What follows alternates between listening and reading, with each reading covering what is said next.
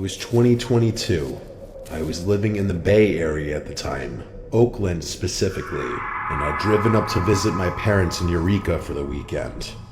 If you've never driven Highway 101 along the Northern California coast, it's beautiful during the day and kind of a nightmare at night. Like long stretches with no other cars, no cell service, barely any lights. Kind of ominous, really. I left my parents' place around 8 p.m. on a Sunday, which was stupid in hindsight. I should have just stayed the night and driven back Monday morning. But I had an early shift and figured I'd rather just knock out the drive. Famous last words, I guess. The first couple hours were fine. The stretch I was on had narrowed down to a 2-lane road at that point. That's how most of rural 101 is once you get north of the bay.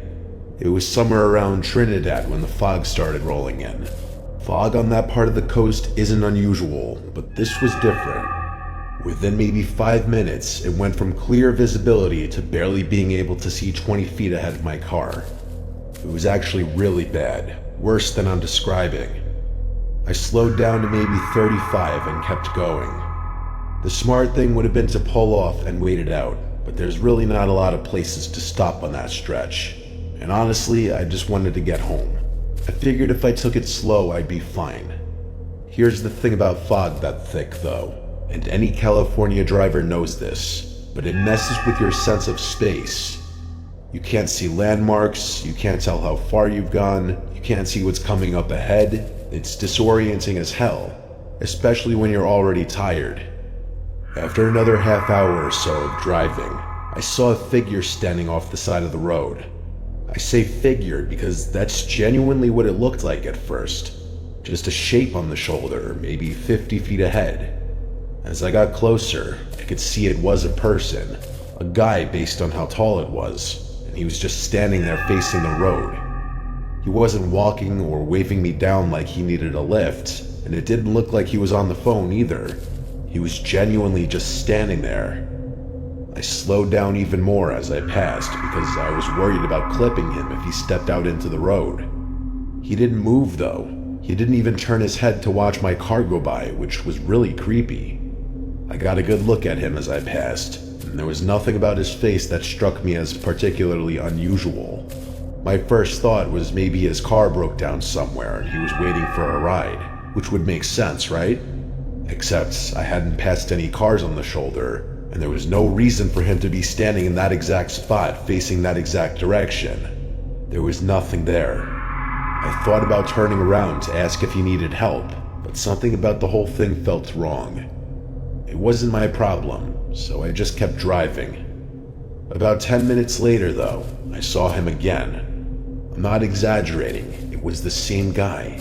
Same build, same dark clothes, same stance on the shoulder. The only difference was that this time he was on the left side instead of the right, but everything else was identical. I actually said what the hell audibly out loud to myself, because there was no way this guy could have gotten ahead of me. I was the only car on the road, and there weren't any cross streets or shortcuts or anything like that. The only explanation was that it was a different person who just happened to look exactly like the first guy and was standing in exactly the same weird way. I didn't want to look at him as I passed, but I couldn't help myself. I had to confirm whether it was the same guy, and after getting a good look, I was dead certain it was. But this time, the guy actually locked eyes with me as I passed, and I couldn't look away fast enough. Seeing his head snap to my eyes was really freaky, and I instantly regretted making eye contact. I sped up a little, not a lot, because the fog was still thick and I wasn't trying to drive off the road.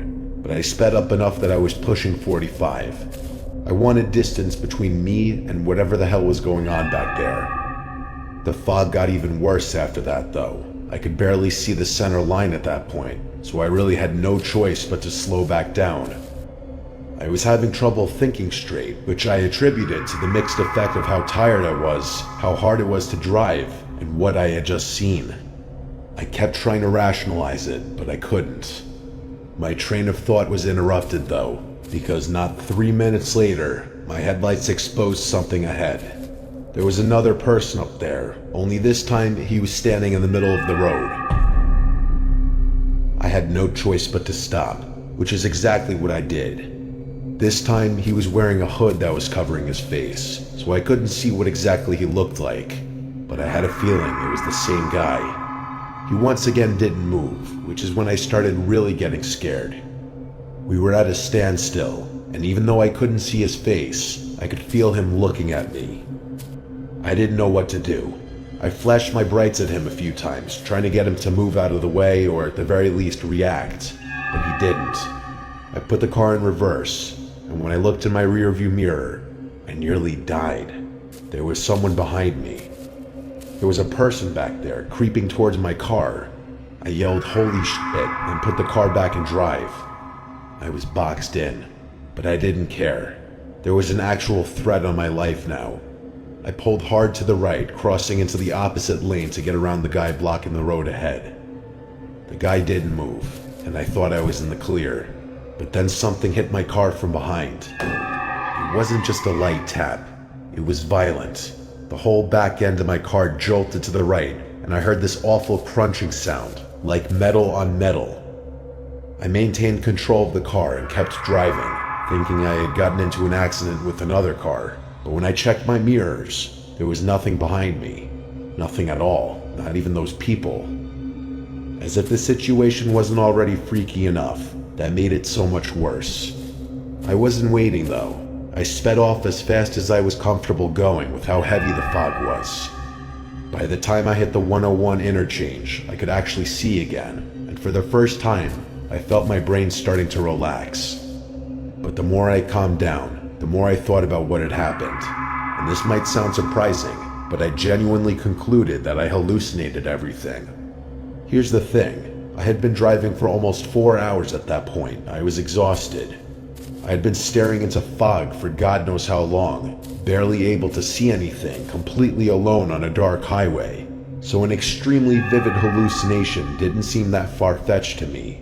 Why it was so oddly specific was beyond me, but there was no other explanation for me having seen those people or having felt a wreck that didn't actually happen.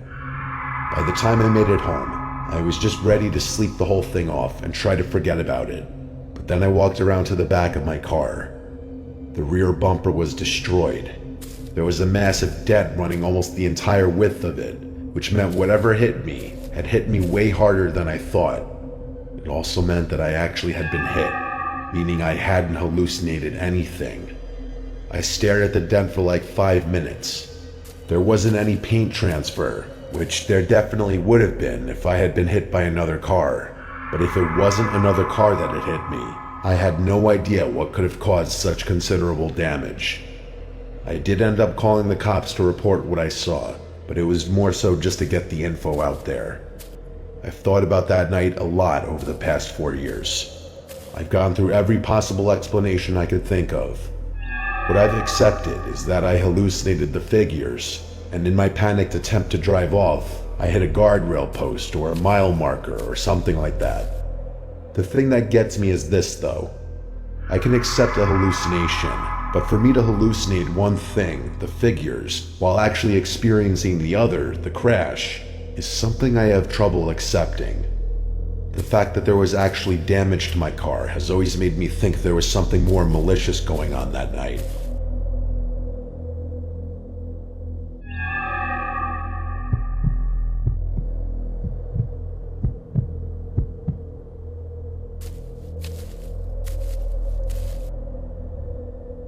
This happened this past spring break, so we're talking only a few weeks ago.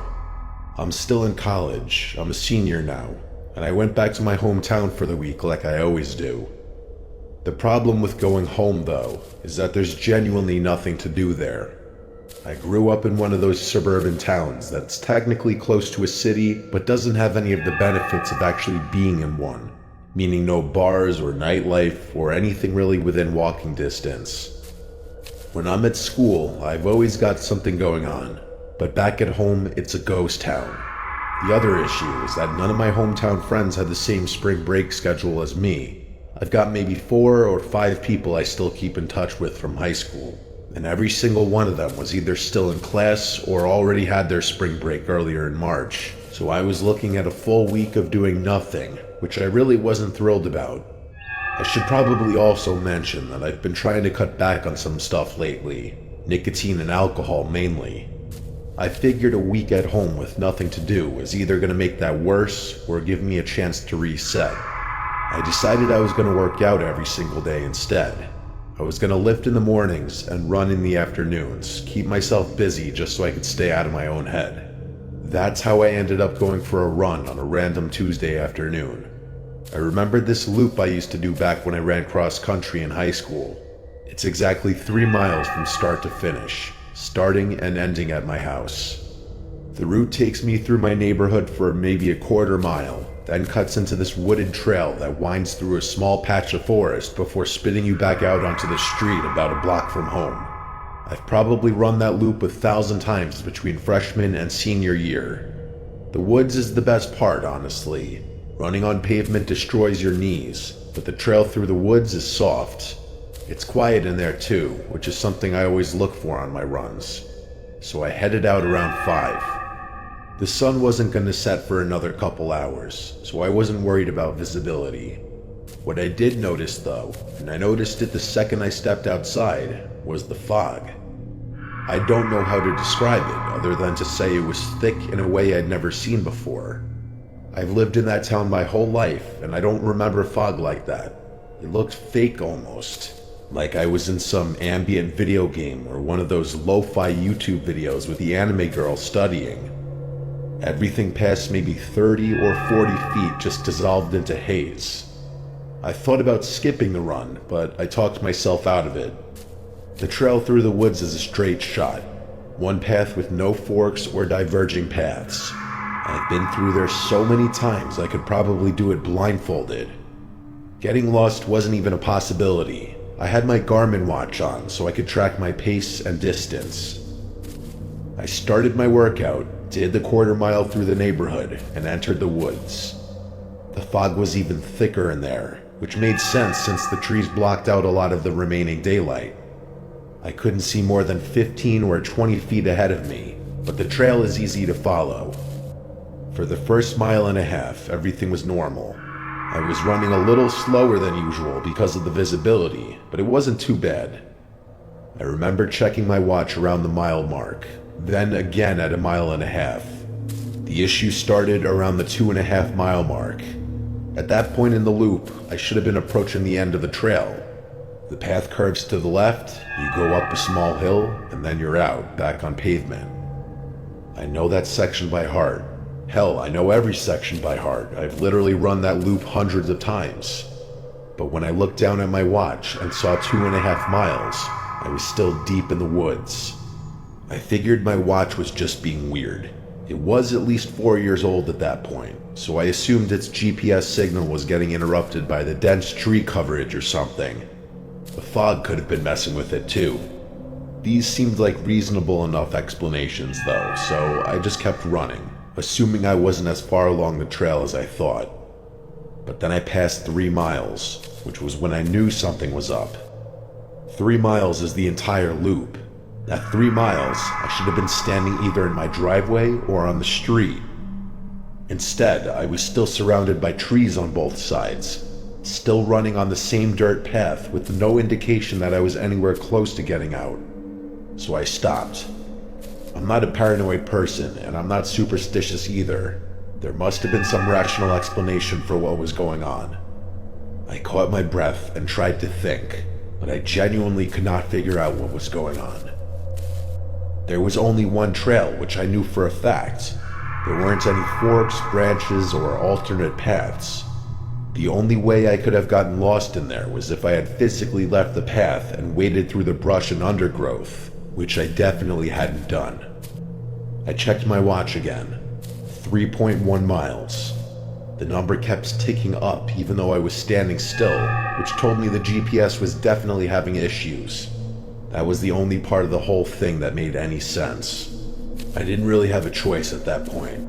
I could either keep running forward and hope I eventually hit the exit, or I could turn around and retrace my steps. The second option seemed smarter. If I just ran back the way I came, I'd eventually get to the trailhead where I started, and from there, I knew exactly how to get home. So that's what I did. I turned around and started running back. The fog had gotten worse. I didn't know how that was even possible, but it had. I had to slow my pace just to make sure I didn't run off the trail by accident. After about a mile of running, so about 4 total miles at that point, I heard something. Like I said earlier, it's usually dead quiet in the woods, which I suspect is the case because it's too small for a lot of animals to inhabit. So hearing a sound out there was something my brain wasn't prepared for, but the sound itself was so much worse. It was something I'd never heard before. The closest I can get to describing it is a moan, but that's not quite right. It was lower than a moan, more like a drone, and it fluctuated. It would swell up, then dip back down, then swell up again. Almost like a siren, but human. I can't overstate how wrong it sounded. It wasn't someone calling for help, and it didn't really sound like someone in pain either. It was just a sustained, wavering noise that didn't seem to have any purpose. I started running faster, but you have to remember that I had been running for over 4 miles at that point. I could only go so fast, and the exhaustion only made the situation that much more terrifying. Running faster only tired me out more, and the more tired I got, the more scared I got. The sound didn't stop no matter how fast I ran. Whoever or whatever was out there was matching my speed. Every time I glanced over my shoulder, and I did multiple times, I couldn't see anything. There was just fog back there. I ran with the sound following me for what felt like forever. I had no other choice. It was the scariest moment of my life. After an eternity of running, I finally made it out of the woods. I ran into the street and nearly threw up out of exhaustion. The fog was still impossibly thick, even outside the woods. I turned around and looked back into the woods. To my horror, there was something standing right in the middle of the trail. Just a little ways beyond the trailhead. I say something because I don't know what else to call it. It was just a shape, this dark mass of a silhouette. It was way taller than me, and I'm 6'1". This thing had to be 7 feet tall at least. It wasn't moving closer or further away from me. It just watched me. I could feel it. If it weren't for the fact that it was gently swaying back and forth, I would have questioned whether I was looking at a tree or something. The droning sound had stopped, but I wasn't giving it another thought. I turned and ran home without looking back. That was a few weeks ago now. I'm back at school at this point, but I haven't been able to think about that night. I can't get that image of what I saw in the fog out of my head. That black mass and that god-awful sound. I told my parents about what I saw, obviously, and they both seemed convinced that it was just a tall person trying to scare me, or potentially attack me, which I guess is possible, but I don't believe that. How were they able to make that noise while running to keep up with me? Impossible. And how tall they were, too. I don't know what was in those woods that night, and I probably never will.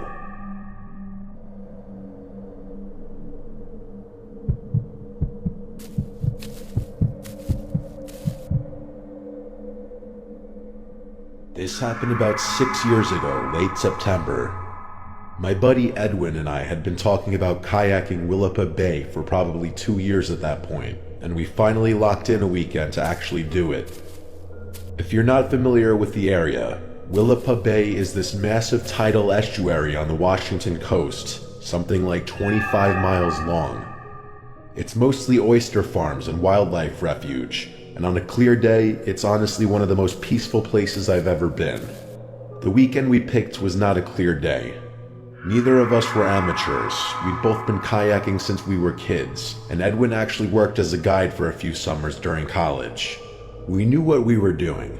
That's important context for what I'm about to tell you, because I don't want anyone thinking we were just a couple of idiots who got spooked because we didn't know how hot water and fog work. We launched early Saturday morning from a put-in spot near Nakota. The fog was really thick, but we figured it would burn off by mid-morning like it usually does on the coast. We had a GPS, a compass, and everything.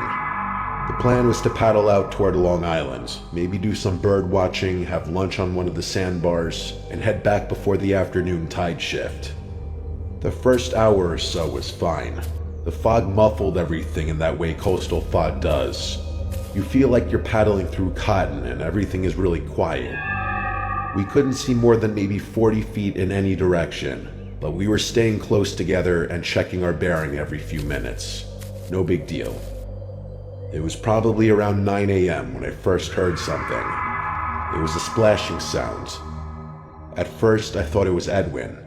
We were paddling in loose tandem formation, him about 15 feet to my left, and I figured he just adjusted his stroke or something. But when I glanced over, his paddle was resting across his kayak. He asked if I heard that too, and I nodded my head yes. We both stopped paddling and just drifted there for a second, listening. It was the sound of oars, not paddles, which I say specifically because oars and paddles make distinct sounds. We were using paddles. You'd only use oars if you were on a different kind of boat, but it was definitely someone rowing a boat, and it didn't sound too far away from us either. Maybe 100 feet somewhere off to the right. Edwin said it was probably just someone else out there on the water, which seemed reasonable enough. There were other kayakers who used the bay, and occasionally you'd see fishermen in small boats checking crab pots. The fog was thick enough that we couldn't see them, but sound travels strangely over water, especially in fog. Sometimes things sound closer than they are, sometimes they sound further. We waited for a minute, expecting whoever it was to either call out or appear through the haze. Standard etiquette when visibility is low is to announce yourself and let other boaters know where you are, but the rowing just continued at the same steady pace. I suggested maybe they didn't know we were there, so Edwin said hello into the nothingness. But there was no response. In fact, whoever was in the other boat didn't even seem to notice, because the rowing sounds didn't speed up, slow down, or change at all. We started paddling again, figuring we'd either come across them or they'd pass by. But here's the thing, and I know this sounds paranoid, but over the next 20 minutes, that rowing sound never got any closer or further away. Hearing that same exact rhythm over and over again started getting intoxicating, and after a while, I was actually in awe of how perfectly someone could keep their stride for so long. But as time went past, I only got more and more freaked out. It was an unsettling situation, to say the least. Edwin and I really weren't talking much anymore, but I knew he felt the same way. At one point, we shifted our course slightly east, trying to angle toward the shore, and for a split second, the fog thinned out just enough for me to see a small rowboat sitting in the water. I could see the shape of someone at the oars, so I knew there was a person in it. But then the fog closed back in, and they were out of sight again. The whole glimpse lasted maybe 3 seconds. I asked Edwin if he'd seen it, and he said yes. At that point, I wanted to leave. Something about the whole situation was making me deeply uncomfortable, and I couldn't even fully articulate why. It's not like we'd seen anything threatening. It was just some guy rowing a boat, but the way he refused to identify himself or even acknowledge our presence, and the way he seemed to be following us, was just so creepy. I started heading for the shore, hoping Edwin would follow my lead, and he did. The problem was the fog. Even with the GPS, navigating the bay in low visibility isn't straightforward. There's sandbars that shift with the tides, shallow channels you can get stuck in, all sorts of nasty stuff. We knew roughly where we were, but roughly isn't the same as exactly. And the last thing we wanted was to beach ourselves on a mudflat while that other boat was still out there somewhere. We paddled southeast, moving as quickly as we could without exhausting ourselves. The rowing sound stayed with us the whole time. I kept glancing to my right, hoping to catch another glimpse through the fog, but I never did. And then, without any warning, the fog started to lift. It didn't clear completely, but it thinned enough that we could suddenly see maybe 100 yards in any direction. I immediately looked to my right, toward where the rowing sound had been coming from. There was nothing there. It was just open water. I looked behind us. Open water there too. I looked in every direction I could. I saw Edwin doing the same thing, but as far as we could tell, the bay was empty. I looked at Edwin, and realized however freaked out I was, he was even more scared. I could see it in his eyes. We kept paddling, and even though the rowing sound had stopped and we could actually see now, the situation was a lot scarier. How could that boat have just disappeared like that? The shore came into view about 5 minutes later, and I was relieved. I thought the ordeal was finally over, but no. We paddled straight for land, not even bothering to look for a suitable landing spot. We hit the shallows, and I jumped out into knee-deep water. The water was cold as hell, but I barely noticed. I was just glad to be on solid ground again. For a minute or two, neither of us said anything. We just stood there on the beach catching our breath, looking out to the bay. The fog was still lifting, which was good, but there were still no boats anywhere out there. Edwin had wandered a little ways up the beach while I was securing my kayak. He told me to follow him, so I did. I realized he was looking at something, and I hurried to catch up to him, but the moment I noticed what he was looking at, I was terrified all over again. There were footsteps, wet, barefoot footsteps leading out of the water and up onto the sand. They were fresh, which was painfully obvious because you could see where water was still pooled in the depressions. Whoever made them had not been out of the water for long. But here's the thing, they didn't just lead up to the beach and stop. The prince came out of the water, walked a few feet up toward the tree line, and then turned and followed the shoreline to our left before eventually cutting back toward the trees and disappearing into the woods. I followed the path with my eyes, trying to trace it backward. The prints were coming from somewhere further down the shore. Whoever made them had seemingly walked up along the water's edge, come up onto the beach right where we'd landed, and then headed into the forest. Edwin was a few steps ahead of me. He said he wanted to leave, but I couldn't stop looking at the footprints. They were leading somewhere, or rather, they were coming from somewhere, and I wanted to know where. I told Edwin I wanted to follow them back, not into the trees, but the other direction. I wanted to see where they originated. He looked at me like I was out of my mind, which honestly, maybe I was, but something about this whole situation had been gnawing at me since we first heard those oars, and I wasn't ready to just paddle away without at least trying to understand what the hell was going on. Edwin didn't want to come back with me, but he also didn't want to stand there alone. So after about 30 seconds of back and forth, he reluctantly agreed. We started following those footprints down the shoreline. The fog still hadn't completely lifted, but the visibility was a lot better at that point. We walked for maybe 2 or 3 minutes, keeping the footprints to our left, and then I saw it. Maybe 50 yards down the beach, pulled up onto the sand at an angle, was a small wooden rowboat. The wood was dark, almost black, and the oars were resting inside it. It was the same boat, I was 100% certain of it. The shape, the color, the size, it was the exact same boat I'd seen through the fog when we were out on the water. And now it was here, on the shore, with a trail of wet footprints leading away from it. I started walking toward it instinctively, but Edwin grabbed my arm. He told me we were leaving, and he said he wasn't asking this time. He said he didn't care what was in the boat or who had been rowing it. We were done. Something about the way he said it took me from curious to downright terrified. Whoever had been in that boat had somehow gotten to shore before us, walked all the way down the beach to the exact spot where we had just happened to land, and then still had time to disappear into the trees. We turned around and started heading back toward the kayaks. Edwin was practically sprinting at that point, and seeing him run only freaked me out even more. We got to our kayaks, shoved them back into the water, and paddled out of there as fast as we could. And that was that. I've thought about that morning a lot over the past 6 years. I've gone through every possible explanation I could think of. The best case scenario is that we were just victims of some elaborate prank, but I think that's somewhat far-fetched. Here's what I keep coming back to. We were on the water for over 2 hours.